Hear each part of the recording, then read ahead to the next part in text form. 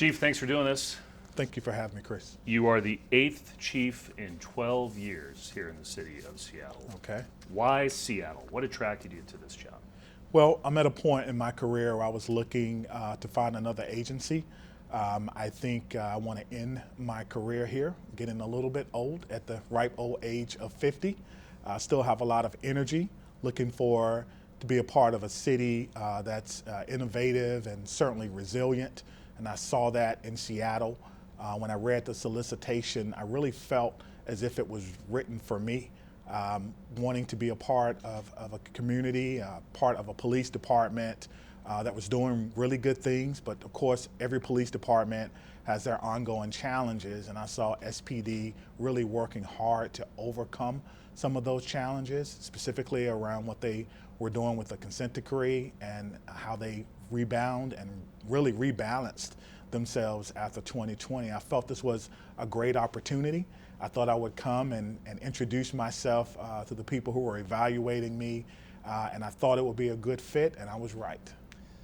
I want to talk about the numbers because in the press release from the mayor's office in December, it talked about the numbers a lot in Madison and the credentials associated with that. A 67% decrease in homicides, 40% in auto thefts, 36% in burglaries, 19% in shots fired, and 28% of the staff in women. How did you get those numbers in Madison? The answer is community engagement, community partnerships. I've long believed that police cannot solve problems alone.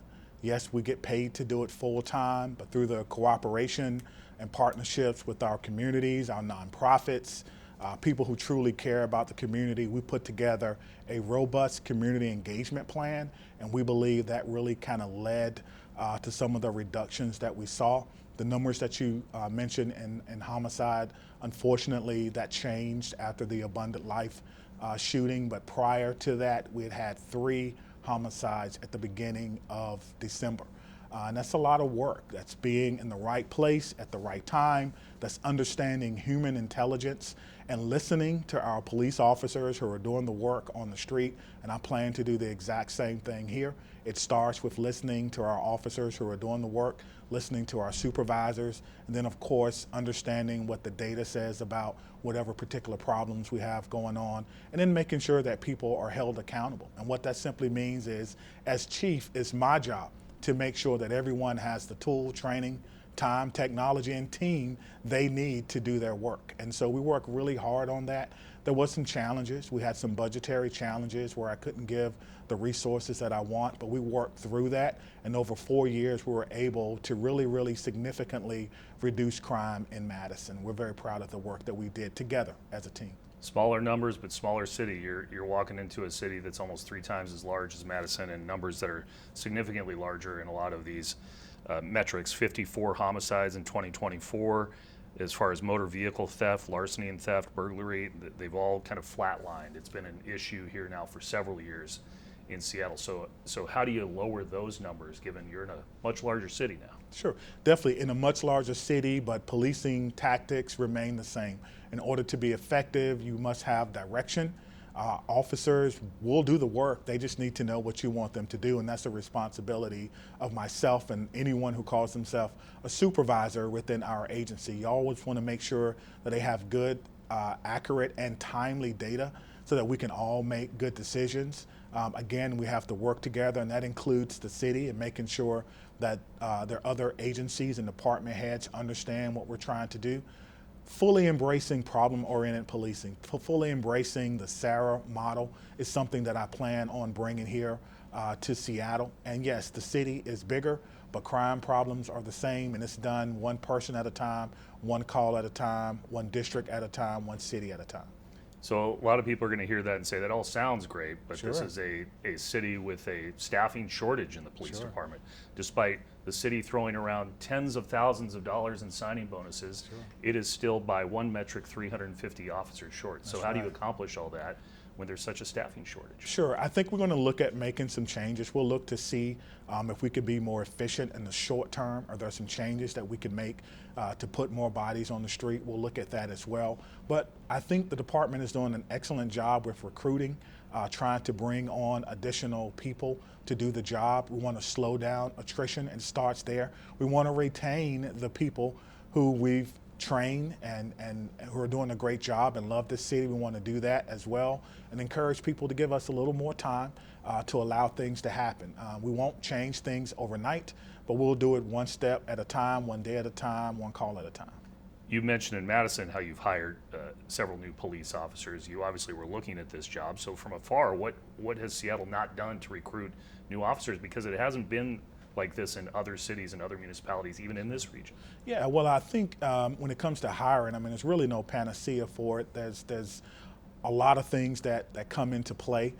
Number one, the economy of the city. Seattle has a very strong economy, and people have other options that they have to do. But it's about streamlining the process, making sure when people apply, they want a job, they want to work. We want to make sure that we stay a hold of them and we keep them throughout the entire process. And so we're not really filtering people out. But our process is designed to make sure that people can become Seattle police officers. In Madison, we created a program called the MORE program, which stood for Multicultural Officers Recruiting Effort. And what we found is that a lot of people, sometimes they may not be ready, but they may be if we hold on to them, give them some more training, talk them through a couple of things, help them out in some things in their personal life, and show that we truly care about them. They may not be ready for this academy, but they may be ready for the next. So attrition really isn't losing people throughout the process. It's really keeping the good people that may be great cops, maybe not for 2025, but maybe for 2026. Another thing that we did is that we expanded our internship program. We get a lot of applicants from the internship program, which is a great program because when young college students come through and they actually see what police departments do, and they see how much we care about the community, they see our strategy, they attend meetings, they get to know the people that they'll work with at some point, they will often put in an application, and we try to prioritize those. Do you have a timeline at all for increasing the staff? Immediate. We're not turning people away who are qualified. We want people to apply to SPD. I believe it's a great place to work, and so that's going to be an ongoing conversation until we're fully staffed and beyond. You just mentioned the consent decree. This is a department that's had several challenges. One of the reasons you're here is because of lawsuits and counterclaims and other claims that really spoke to the internal issues within SPD and the dysfunction within SPD. There was also a high-speed collision involving a police officer who killed pedestrian Janavi Kandula that raised tensions here. So there's been a lot of stuff that doesn't necessarily have to deal with use of force. Are you coming in to clean house, to create a new upper management team? Well, when it comes to the upper management team, again, we still have some people in those positions who are interim. We're going to evaluate everyone and make sure that within the first 100 days we have our command staff set. I think the officers deserve that, and we're going to be working to do that. In regards to lawsuits and things of that nature, I won't comment on them because they're still under litigation. But what I will say is no department is without sin. Including the one that I just left. And so you want to work to make sure that you're establishing a culture of integrity, meaning people do the right thing when no one is watching. You want to make sure you establish a department where people are really dedicated and they're selfless public servants and they want to do the right thing. And then you want to establish a department that is accountable. And accountability isn't just on the back end. It isn't just making sure that if someone does something wrong, they're punished. But accountability begins with me. My job as chief of police is to make sure that people know what the rules are, they know what the culture of the agency is, which is what you accept and what you don't. It doesn't have to be written down. But if people know this is what is expected of me, they will give you what you want. And so we're going to establish that here in the department. We're going to do it rather quickly. I think the department is certainly on the right path, and I want to be the one to lead them to the end. I've heard people in this community say they'd just like to see foot patrols again. In Madison, you had something called Cooper patrols that you felt that were effective. How would that work here, especially with the staffing challenges? Sure. So Cooper Patrols is based on some research by Christopher Cooper. It's decades old. And basically it says if you can give some proactivity, doesn't have to be foot patrol, but foot patrol is often associated with making people feel better, right? And you see police, you have that interaction. I certainly encourage that. 15 to 20 minutes every hour, give you about 90 minutes of efficacy after you leave. And so we'll look to implement those when we can. We had a process of tracking those so that if officers got 10 minutes or 12 minutes, we knew where to pick up from. And so we could take that with when crime was occurring and we can say, can we match this? Can we change our strategy? Can we make sure we have boots on the ground, officers doing proactivity when we need them, when people are committing criminality or some type of disorder. I think it can be done easily. I don't think it's a matter of being short. Most departments are struggling with staffing shortages now, but for the average community member, the average person living in Seattle, you just want to know that you feel safe and you want to know that you are going to be safe. And we're going to work hard to ensure that they know that. So you think it's feasible with current staffing? Absolutely, absolutely. Listen, I'm optimistic about crime reduction.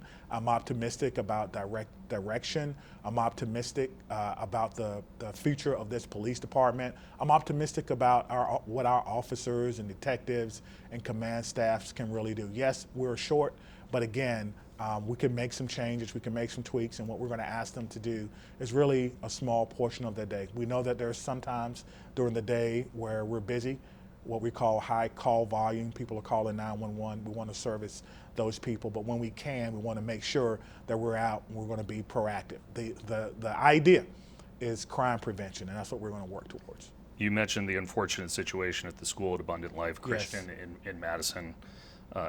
We've had an unfortunate situation here with a deadly shooting at Garfield High School. Yes. And it has renewed the discussion about school resource officers. You've been quoted in Madison as saying that the fact that the Madison School District got rid of their program, that was a mistake. Would you welcome the idea? Do you think Seattle has the ability to have school resource officers again? I think it depends on how you define the program. And so when I talk about school resource officers, I'm talking about officers as a resource, not as an oppressive force, not as someone who is in schools to make sure that people are arrested, but to make sure that people are not arrested. So I have the privilege of beginning my career as a public school teacher. I taught history at a public school for 4 years until I lost a student, one of my most promising students. And he did not die to gun violence. He actually committed an act of gun violence, and I never saw him again. And from that conversation with my school resource officer about how did I not know that he was struggling to support himself and his family, which led him to do what we call a home invasion robbery where someone was killed. How did I not know that? And I see him every day. And that conversation with the SRO led him to say, you should be a police officer. Like the way you think, the way you want to help people, the true heart you have for our kids, you should be a police officer. So I had an opportunity to apply, and I guess the rest is history. But in the course of my career, again, I've been a high school teacher, I've been a school resource officer, I've supervised school resource officers, and our program was really a resource. The officers loved it, the community loved them as well, and so I really believe it begins with defining the roles of the officers and what we want them to do, and I think we can come to some consensus and maybe even create a model for the rest of the country to follow. And where do you stand on surveillance? There's been a lot of discussion in this community about shot spotter technology.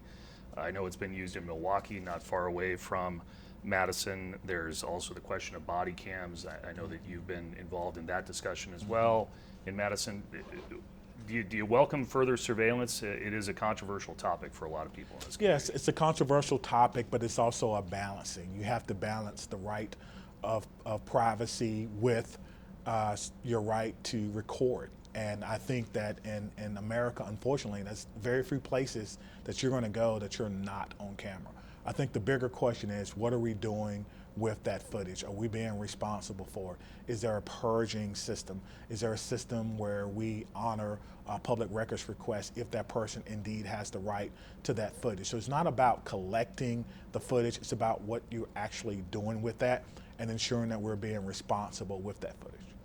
Have you talked to the union leadership at all before you got here about further negotiations, and just that's also a relationship here between the police department and senior command staff and the union in the past that's had some rough patches? Yeah, I spoke with the union representative and the guild representative, but we only exchanged pleasantries, and so we did not talk any specifics. We may get into that later on once I get on board, but it was just to exchange pleasantries. I've got two more questions Sure. and one fun one. The CARE team has been created here to help in situations where a police officer may not be needed. The Seattle Police Department has been allocated lots of money that they haven't been able to use in terms of hiring officers. Do you think that you'd be open to the idea of CARE expanding and using perhaps some money that has been allocated for the Seattle Police Department for those non-emergency events? Yeah, so in Madison, we created a CARE unit as well. And I was quoted as saying, I support the CARE unit 100%. I don't want to pay for it, but I do support it. No, I think police departments truly need all the resources that we can in order to make people feel safe, in order to reduce crime and to prevent crime. We need all the resources that we can, and I think that the city will certainly find a way to do that. I support CARES. I had opportunity to meet the director of CARES a couple of times, and she truly cares about that particular project, and I want to support her and I want to support the work that they're doing. And the last question, and again, this could be controversial. Okay. I hear you're a Green Bay Packers fan. Is that accurate? I am a Seattle Seahawks fan. Go Hawks. No longer a Packers fan. Packers who? I have no idea what you're talking about. I am a Seahawks fan. Thank you, Chief. Thank you.